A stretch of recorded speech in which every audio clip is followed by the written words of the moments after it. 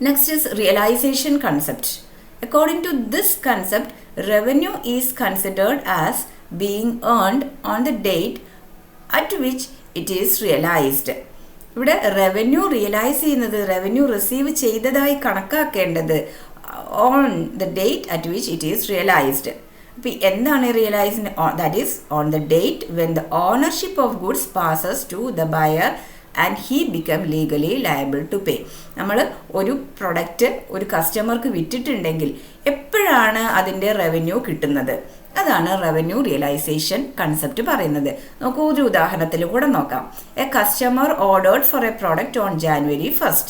The product handed over to him on 8th January and he paid it for 12th January. അപ്പോൾ ഒരു പ്രൊഡക്റ്റിന് order ചെയ്യുന്നത് January 1-നാണ്, product hand over ചെയ്യുന്നത്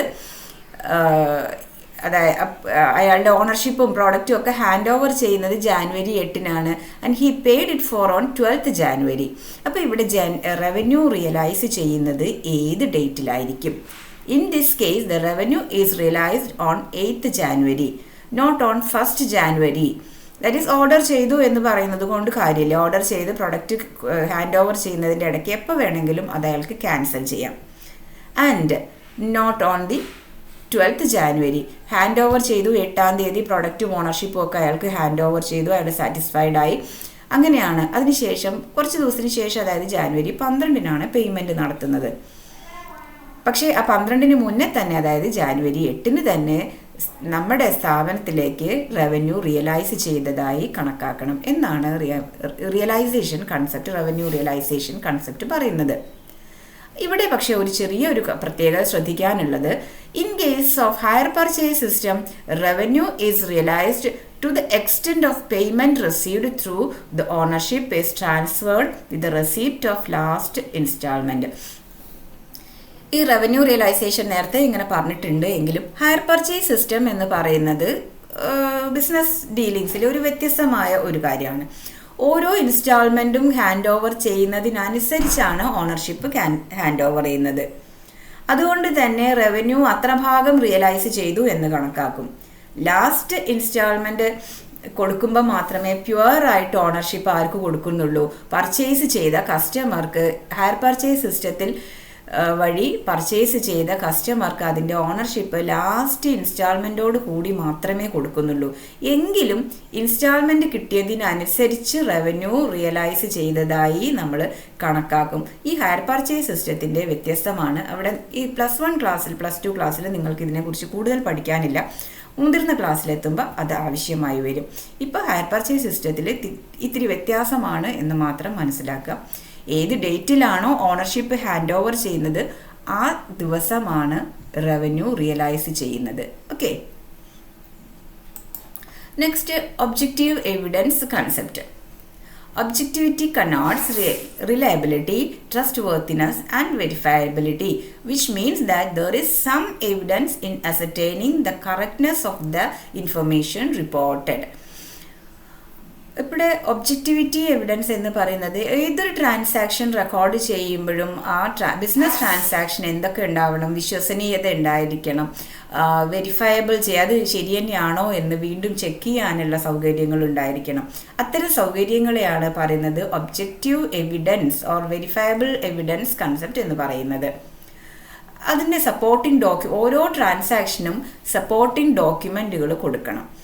ഇതിനെയാണ് നമ്മൾ വൗച്ചേഴ്സ് ഓർ ഇൻവോയ്സസ് എന്ന് പറയുന്നത്. Invoices and vouchers for purchases and sales, bank statement for amount of cash at bank etcetera are the objective evidences. ഇപ്പോൾ ബാങ്കിൽ ഡെപ്പോസിറ്റ് ചെയ്ത് കഴിഞ്ഞിട്ടുണ്ടെങ്കിൽ ആ ബാങ്ക് സ്റ്റേറ്റ്മെൻറ്റ്, അതേപോലെ തന്നെ പ്രൊഡക്റ്റുകൾ നമ്മൾ വാങ്ങുന്ന സമയത്ത് നമുക്ക് കിട്ടുന്ന ഇൻവോയ്സുകൾ, പേയ്മെൻറ്റ് നടത്തുമ്പോൾ ഉള്ള വൗച്ചേഴ്സ്, ഇതൊക്കെയാണ് ഇതിൻ്റെ ഡോക്യുമെൻറ്റ്. അപ്പോൾ ഓരോ ട്രാൻസാക്ഷനും സപ്പോർട്ടിംഗ് ആയിട്ട് ഒരു ഡോക്യുമെൻ്റ് കൂടി ഉണ്ടായിരിക്കണം എന്നാണ് ഒബ്ജക്റ്റീവ് എവിഡൻസ് കൺസെപ്റ്റ് പറയുന്നത്. Next is accrual concept. The essence of accrual concept is that revenue is recognised when it is realised. അതായത് റവന്യൂ അക്രൂ ചെയ്യുന്നത്, അതായത് കിട്ടി എന്ന് നമ്മൾ കണക്കാക്കുന്നത് റിയലൈസ്ഡ് ആ ഡേറ്റുമായിട്ട് ബന്ധപ്പെട്ടാണ്. When sale is complete or services are given and it is immaterial whether cash is received or not. ഇപ്പോൾ കംപ്ലീറ്റ് ചെയ്തു. നമ്മൾ നേരത്തെ പറഞ്ഞ എക്സാമ്പിളിൽ ജാനുവരി 8 നമ്മളുടെ ട്രാൻസാക്ഷൻ, അതായത് സെയില് നടന്നു. അയാൾക്ക് ഓണർഷിപ്പും പ്രൊഡക്റ്റും നമ്മൾ ഹാൻഡ് ഓവർ ചെയ്തു. എമൗണ്ട് കിട്ടുന്നത് എന്ന് മാത്രമാണ് ജനുവരി 12-നാണ്. ഇത്തരം കേസുകൾ ഉണ്ടാവും. നമ്മളിപ്പോൾ മാർച്ച് 30 ഒരു ട്രാൻസാക്ഷൻ നടത്തുന്ന സമയത്ത് മോസ്റ്റ് പ്രോബബിളി അതിൻ്റെ എമൗണ്ട് നമുക്ക് കിട്ടുന്നത് ഏപ്രിൽ മാസത്തിലായിരിക്കും, അതായത് നെക്സ്റ്റ് ഫിനാൻഷ്യൽ ഇയറിലായിരിക്കും.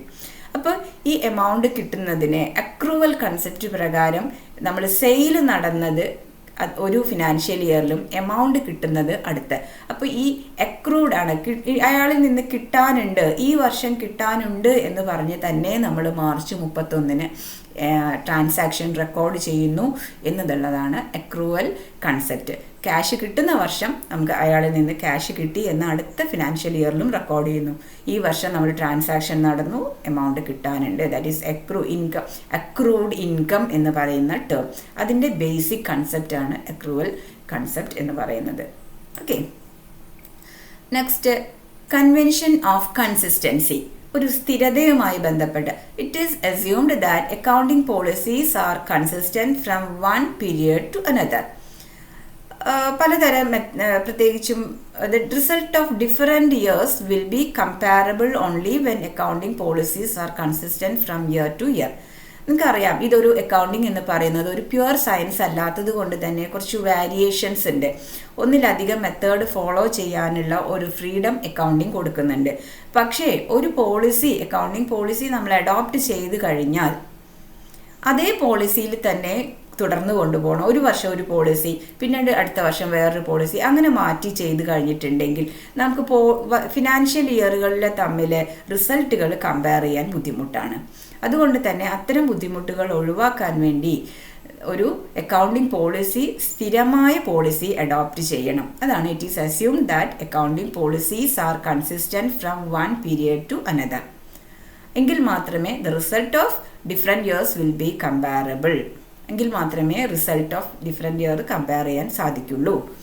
ഇവിടെ ഇതുമായി ബന്ധപ്പെട്ട് ഈ ഫസ്റ്റ് ഇയർ അക്കൗണ്ടൻസിയിൽ അത്ര പ്രാധാന്യമില്ല എങ്കിലും 3 ടേം കൂടി നമുക്ക് പരിചയപ്പെടേണ്ടതുണ്ട്.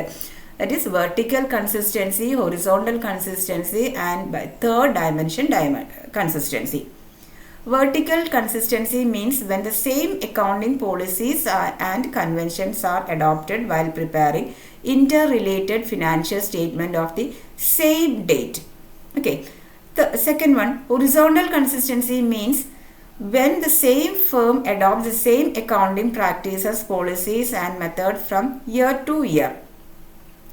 Then third dimension consistency, we mean that when all units in the same industry follow the same accounting policies, practice and methods.